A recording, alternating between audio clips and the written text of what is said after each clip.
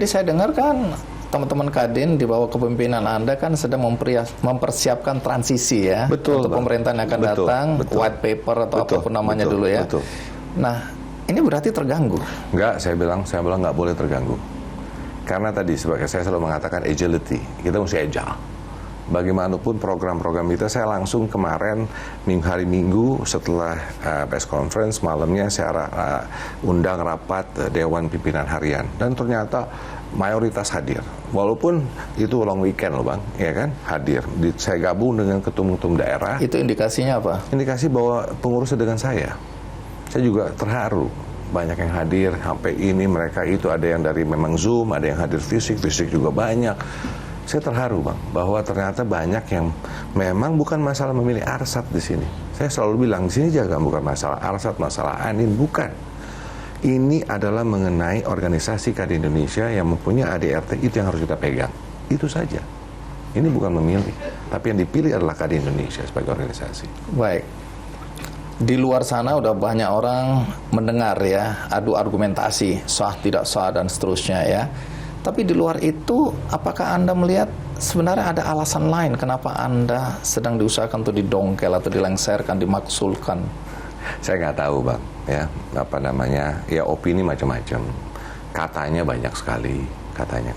Tapi yang saya ingin katakan di sini paling sedikit adalah yang paling minimal Bang ya, karena saya bilang ini bukan urusan politik, ini bukan urusan katanya siapapun menurut siapa tidak. Ini menurut saya adalah perihal sebuah orang keluarga atau perorangan atau kelompok yang menginginkan ini terjadi. Apakah itu individu, kelompok, atau keluarga? Ya, ini mengacu ke siapa ini? Nggak, saya nggak mengacu siapa-siapa Bang. Cuma saya mengatakan itulah indikasi-indikasi yang ada. Intinya adalah ini perihal pribadi, saya selalu katakan. Baik. Bukan urusan politik atau urusan lainnya. Dan janganlah dipolitisasi. Kenapa? Karena ingin dibawa selalu ke politik. Dan dikatakan ini karena memang waktu saya sebagai ketua salah satu paslon misalnya. Enggak kok, jelas Pak Prabowo juga jelas mengatakan mari kita bergotong royong. Ya kan, Pak Jokowi mengatakan continuation proses yang terjadi. Dan hubungannya Kadin, satu lagi dikatakan tidak harmonis dengan pemerintah. Saya bertemu dengan Pak Jokowi, kita ngobrol, menteri-menteri bekerja, saya bertemu dengan menteri, program kita berjalan. Terus kalau dibilang tidak harmonis dengan Pak Prabowo, juga kami bekerja dengan tim ekonominya, kami sudah buat lembaga gizi untuk mendukung yang namanya program Pak Prabowo ke depan, bekerja sama, tim ekonominya sudah masuk juga di dalam sini untuk menjalankan. Kenapa? Ini kan kita yang harus kita jalankan, kita fokus terhadap program. Terus saya diskusi dengan Pak Hasyim mengenai perumahan rakyat misalnya contohnya. Karena ini hal-hal yang bisa menggerakkan ekonomi ke depan.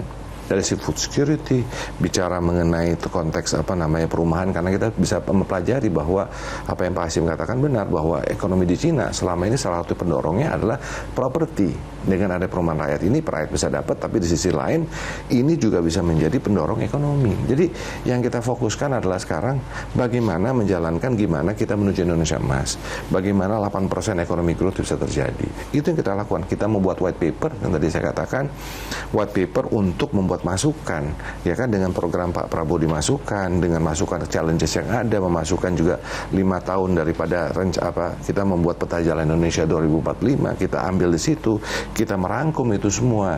Karena ini yang penting, karena waktu nanti Pak Prabowo menjadi presiden bisa lari langsung. Kenapa? Salah satunya untuk 8% itu mengenai policy.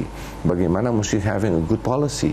Bagaimana policy antara pusat dan daerah harus align. Makanya kami sekarang melakukan proses orientasi kepada legislatif yang ada di provinsi-provinsi, dan insya Allah nanti untuk yang pusat juga. Lalu juga nanti dengan eksekutif untuk bicara dengan gubernur dan wali kota dan bupati untuk menjalankan konteks ekonominya. Ini Indonesia, challenges apa yang ada, kita fokus pada itu. Karena buat apa? Pemilu sudah selesai, itu kompetisi kok. Baik, jadi dua alasan utama yang disampaikan menurut Anda itu tidak sahih ya untuk Mas, Anda ya. Menangkap saya menginikan salah satu wartawan untuk press conference kemarin nanya sama saya, dia bilang, Pak, kemarin Mas Bambang katanya mengatakan bahwa ini ditanya nggak ada salahnya Bapak, katanya ketua gitu. MPR ya. Iya, ketua MPR Pak Bambang, ya Susatyo. Kan? Dia Susatyo, dan kebetulan beliau juga ada kepala badan di Kadin Indonesia, gitu kan. Beliau mengatakan itu. Jadi beliau sendiri mengatakan tidak ada kesalahan saya. Sedangkan Munaslup itu harus mengatakan ada kesalahan. Kan gitu ya. Baik. Jadi ya.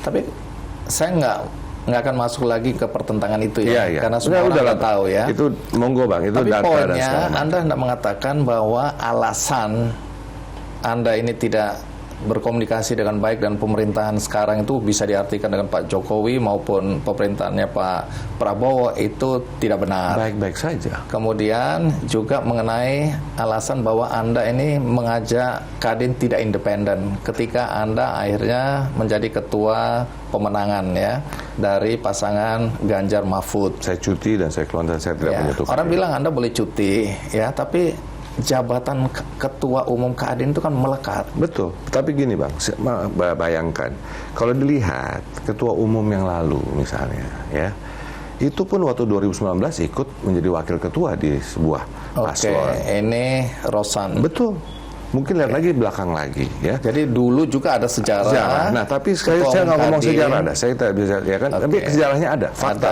Dan tidak ada Tidak upaya apa-apa, untuk inti. dipersoalkan. Nah, waktu saya pun, saya bilang, waktu proses saya masuk pun, saya bertanya kepada ketua umum daerah, saya bagaimana, saya ambil atau tidak, saya kumpulkan Dewan Pengurus Harian, saya tanyakan. Persetujuan itu ada dokumennya atau tidak? Ada yang namanya minutes of meetingnya, semua itu ada, Pak. Nah, ada di situ kan absensinya.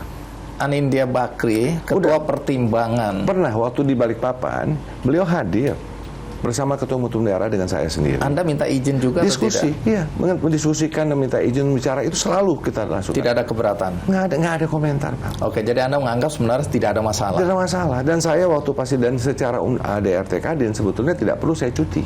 Sebetulnya saya tidak perlu cuti. Malahan saya tanya, malahan saya bilang mau cuti, teman-teman ketua umum daerah semua mengatakan jangan. Ngapain Pak ketua? Dulu aja ketua umum nggak pernah cuti, dia bilang gitu. Baik, sampai sini dulu ya. Oke. Karena nanti abis ini saya akan tanyakan, ada yang mengatakan bahwa Anda hanya korban dari sebuah gerakan untuk mulai meminggirkan, meniadakan orang-orangnya Jokowi. Karena ada isu Anda jadi ketua umum Kadin di Kendari tahun 2021 itu karena keinginan atau tanda kutip cawe-cawenya Pak Jokowi. Nanti Anda jawab, kita rehat sejenak, ikuti terus Kick and di Double Check.